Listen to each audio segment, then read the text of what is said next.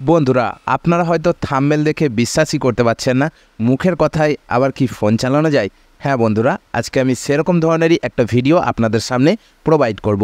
আমাদের অনেকেরই ইংলিশ লেখা পড়তে খুবই অসুবিধা হয়ে থাকে, যার কারণে আমরা চাই খুবই শর্টকাটের মধ্যে আমরা কিন্তু মুখের মধ্যে ভয়েস করে যদি সব কিছু করতে পারতাম কতই না ভালো লাগতো।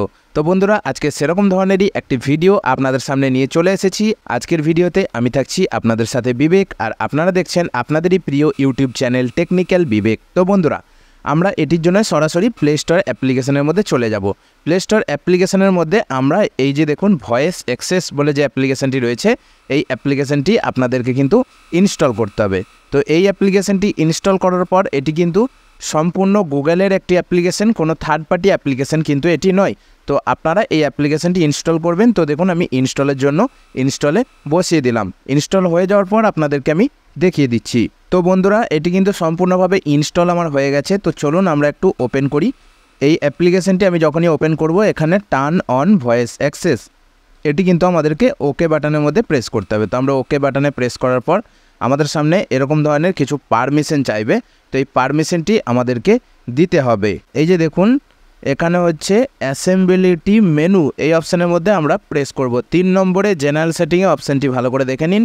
এই যে এই অপশানে আমরা প্রেস করলাম। প্রেস করার পর অ্যাসেম্বিলিটি মেনু শর্টকাট অফ, তো অফ করা রয়েছে ইতিমধ্যে, এটিকে আমি কিন্তু অন করে নেব। অন করতে গেলে আমাদের কাছে এরকম পারমিশন দিতে বলবে, আমরা পারমিশনটি অ্যালাউ করে দেব। অ্যালাউ করে দেওয়ার পর দেখুন আমাদের এখানে কিন্তু এটি সম্পূর্ণভাবে অন হয়ে গেছে। তো এরপর যদি আমরা অ্যাপ্লিকেশনটি ব্যবহার করি, কিভাবে ব্যবহার করব চলুন আমরা সরাসরি দেখে নিই।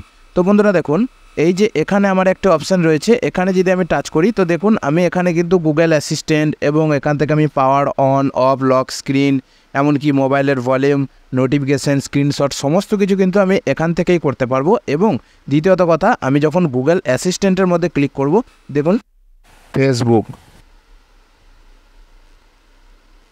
তো বন্ধুরা দেখুন আমার কিন্তু আবার কিন্তু ফেসবুক অ্যাপ্লিকেশনটি ওপেন হয়ে গেছে। তো বন্ধুরা বুঝতে পারছেন এখান থেকে কত সহজ পদ্ধতিতে আপনারা কিন্তু এই অ্যাপ্লিকেশনে কাজগুলি করতে পারবেন।